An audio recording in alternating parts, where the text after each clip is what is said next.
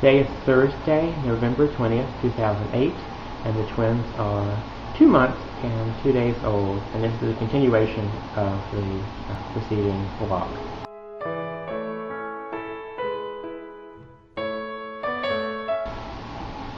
Okay, I was telling the story of the days leading up to the release for the twins from the hospital, and so I'm just going to pick up with October 8th. I'm looking at the dates on my cell phone so I can get the dates right. October 8th. So this is the third day in a row that this possibly baby going to be released from the hospital, and it's kind of been postponed for various reasons. So, morning of the 8th. My father arrives at the Ronald McDonald house like at 9 a.m. I check out the Ronald McDonald house. We drive way across town to the other side of town to return the rental car, and then we drive to the hospital. Okay. The car is crammed full of stuff. I can't fit anything else in the car.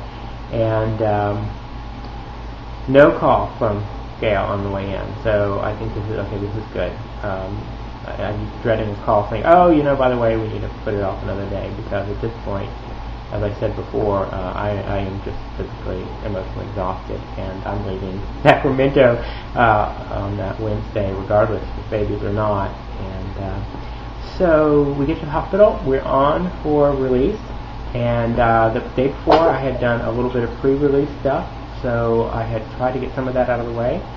But oh my God, the hospital has so many steps and things that you have to do in the release process. I think we get there at like 10 in the morning, and it's like hours. We're there for hours going over various release information, just kind of telling you, if the baby's temperature is above this or below that or whatever, you do this, blah, blah, blah.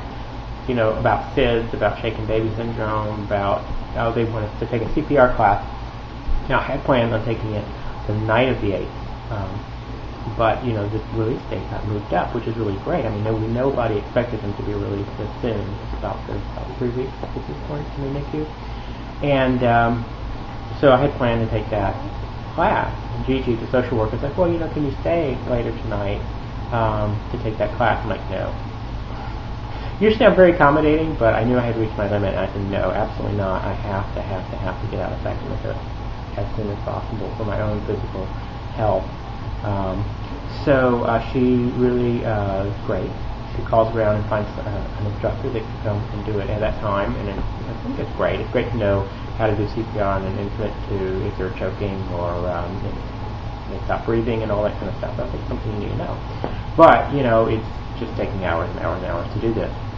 So we get through with all the release stuff, and then the hospital, the nurses there want to give me things like formula, which is great, and thermometers, and just blankets and some other stuff. It's kind of funny, because what happens is the nutritionist comes in and says, oh, okay, so here's some formula to kind of get you started for a couple of days after the release. And she gives me some things and she goes away. The nurse who's working with the twins is taking a short break. But the other nurse in the room says, oh, you need more than that. Let me give you more formula, more bottles, more nipples, more pacifiers. I get so much stuff, like bags and bags of stuff, that I can't carry this and the babies to the car. So my father said, okay, let's take all this stuff to the car. We make this big load of the car, and we're like stuffing it, cramming it down into the back of the car, and we come back.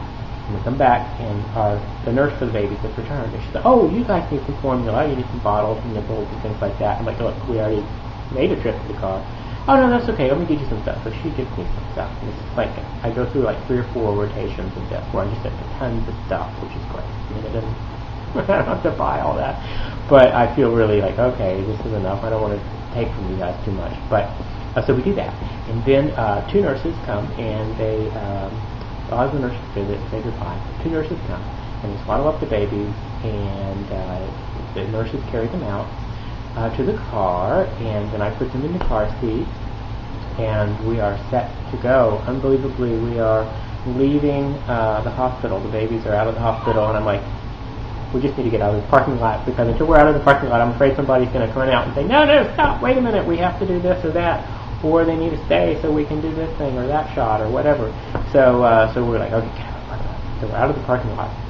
Now, I do want to get back to my dad's place in the Bay Area, but I had kind of made some verbal commitment that that some people could see the babies on the way out of town, but I'm really important that I not expose them to germs and other infectious agents and that kind of stuff. So, but I made two people promises. One, the birth mom and the birth grandmother wanted to see the babies one last time before they went, and the birth grandmother, the birth mother's mother, has a 3-year-old son.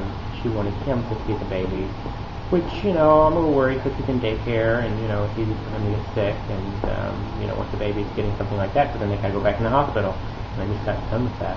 But I go to their house, they're not there, I have to wait for them to get back from an errand, and they come back, and they're really great. I mean, the babies are in the car seat, and they just look at them in the car seat, and the little brother, who is the uncle, I guess, 3-year-old uncle, gets to see the babies, and he doesn't touch them or anything like that. So that's good. We had a nice little visit. And then I stopped by the birth father's mother's house. So this is the other grandmom on the birth father's side, so that she can see the babies one last time. And so we do that, and we get on the road. And by this time it's like 5 o'clock. No traffic, but the traffic coming out of Sacramento wasn't too bad. But they're on a 3-hour feeding schedule, and I had wanted to feed them at the hospital, do the 2-hour drive to my dad's place, and then feed them when we got to my dad's place. But with all the release stuff and 2 visits on the way out of town, that we're just outside of Sacramento and it's feeding time and the babies are getting hungry, so we have to pull over off the highway, off some little dirt road, and stop the car, and yes, I know you remember that, don't you? And feed the babies and diaper change them all right there, and then we go on to my father's house. And the reason we're going to my father's house is that we have to wait for the interstate compact placement of children process to complete, which would allow us to take them out of state. And I'll talk about my stay at my dad's house in the next vlog, but I put a little bit of footage of them, I think, after this. I've got a little bit of time left. So, talk to you guys soon. Bye-bye. Here you go.